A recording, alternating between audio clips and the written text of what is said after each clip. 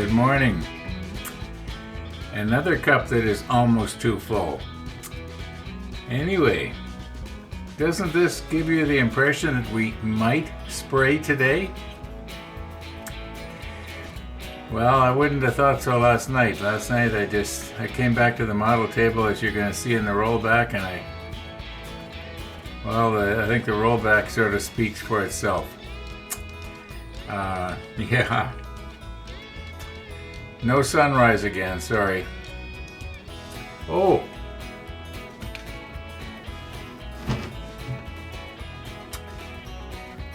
I sort of got to apologize here. I do know what this is. Now, because I didn't use the word curling, people thought I didn't know what this was. I know it's a replica of it's a miniature curling stone. I knew that. I just thought that it would be obvious that people would know I knew what this was. I've thrown curling stones, or I think they call them rocks in the United States. The rest of the English-speaking world, I think, calls them a curling stone.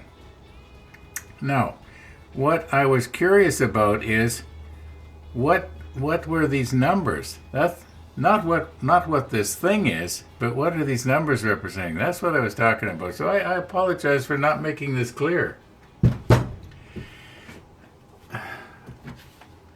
I probably would have done a good job at helping Trumpeter with their manual, at not having it clear.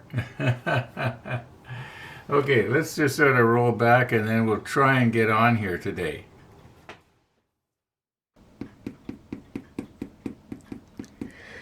Well, continuing right along here this afternoon. What are we going to do about the deck? I just can't seem to get at this.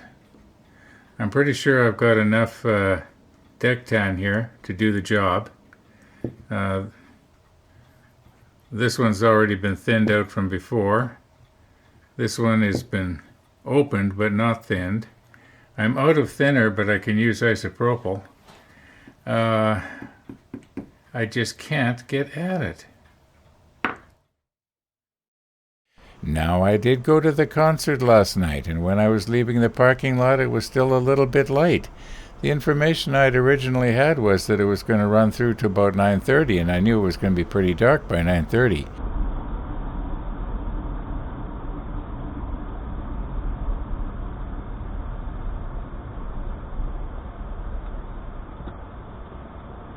When I came home and driving down my street, I was able to see quite well.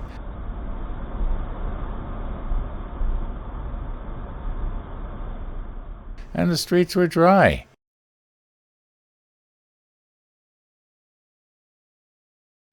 Yeah, worked out really good, and I enjoyed it, in case anybody's wondering.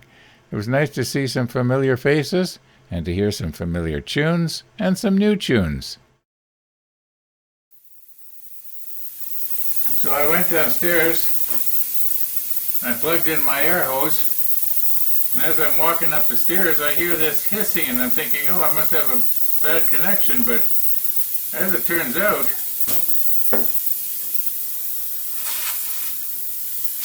I must have accidentally cut my air hose somehow. So I got to fix that now. You're going to think I deliberately did that so I don't have to spray.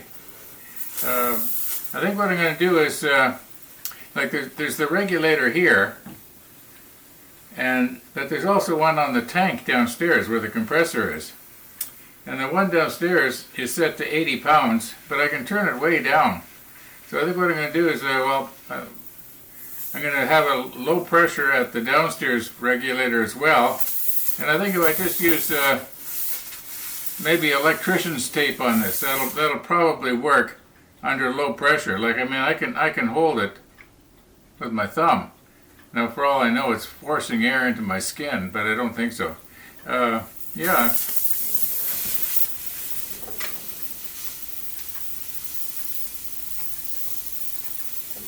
I'll just use this electrician's tape here.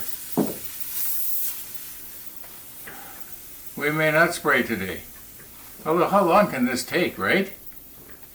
Oh, and as you can see, I'm doing things differently. I've got the camera set over there looking this way. Normally it's always been here looking this way. So I just want to see how this is going to work. Fingers crossed. I can almost cross them. Okay, I'm going to go fix this.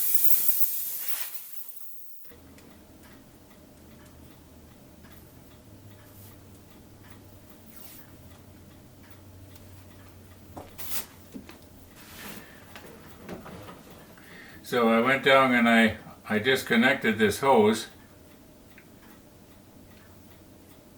and I was afraid for a minute I wasn't going to be able to find the crack, but I can see it here. I should have marked it. I don't know what I could have punctured that with. It's a cut. I don't think it's a crack in the hose. Otherwise, you know, that means that the hose is going to be cracking in other places most likely. But anyway, I went down and I adjusted the regulator on the tank to 40 pounds because occasionally I like to crank it up to clear the nozzle or something like that. So I'm going to want at least 40 pounds on this one. But I don't think that we're going to have a problem here with this leaking. Where the cut is, the hose is very clear. I wonder if maybe I should maybe treat it with a little bit of isopropyl, get any grease off of it. This is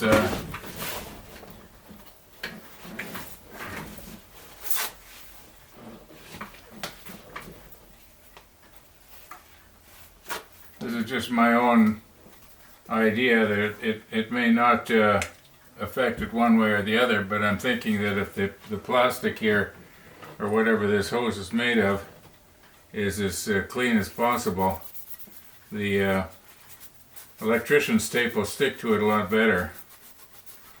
And I did have this hose kicking around in the basement in the workshop for, oh, I guess ever since I started using air. I've had it for quite a while.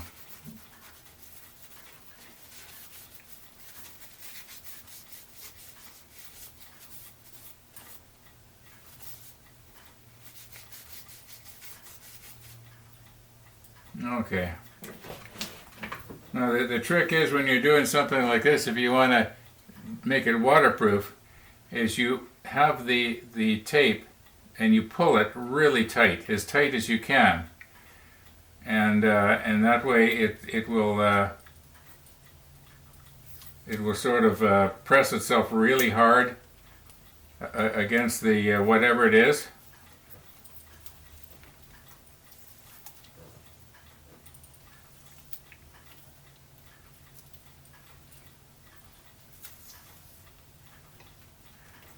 Because there is a little bit of elasticity in the tape, but I'm sure that most of you model makers already know this, and I don't need to tell you about this little trick with pulling the tape tight.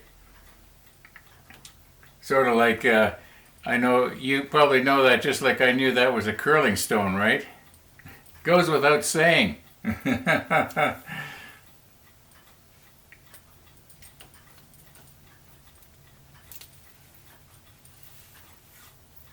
Now this electrician's tape, it does sort of, over time, sort of settle down, or you want to make sure you get enough of it on there. I know I'm not making myself too clear here.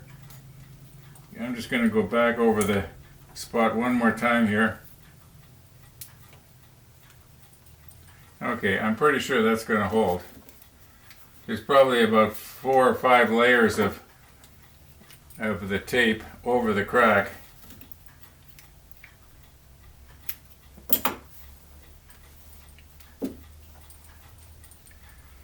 Okay, I'm going to go back downstairs now and turn my air back on.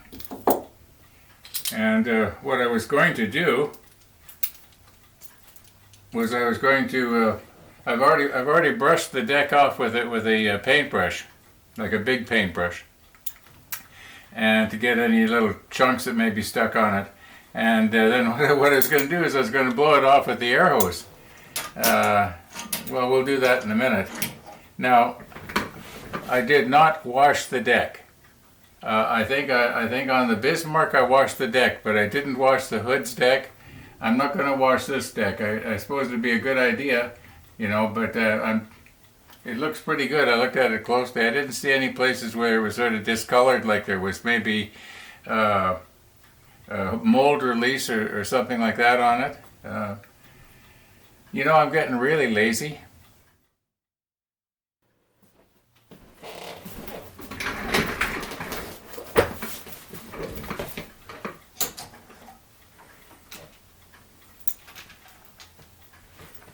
Okay, I think this is my best here.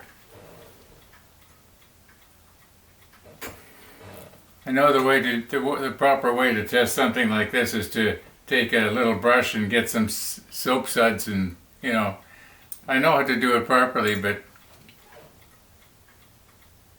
if I can't hear anything, it's not leaking. Okay, we're at 40 pounds.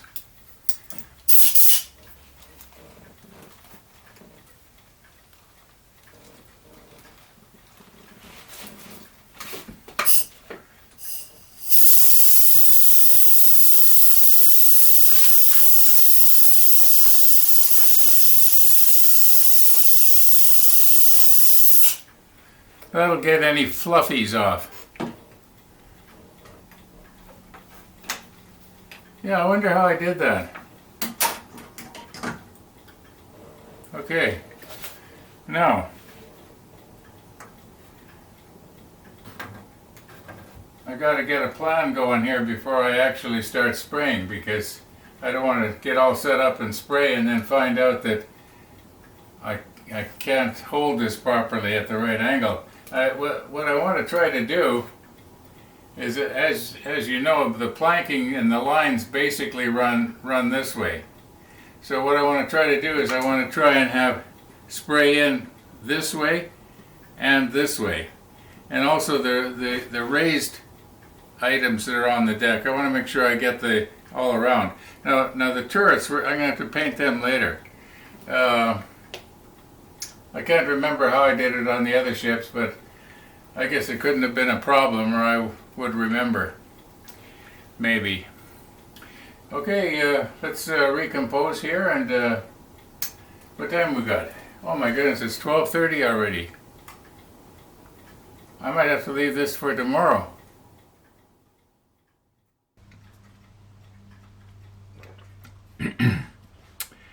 Okay, here's what's happening.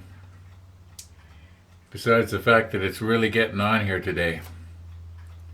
Now, what I want to do is go down to my workshop and find some scrap wood and make a sort of a jig that will hold this thing from the back. And the idea is it will slide back and forth on here, and it will always hold this at the right angle for me, so that when I'm coming at it with the airbrush, I can have the airbrush low and have it at this angle, or I can come up and go down at this angle. At least that's the plan.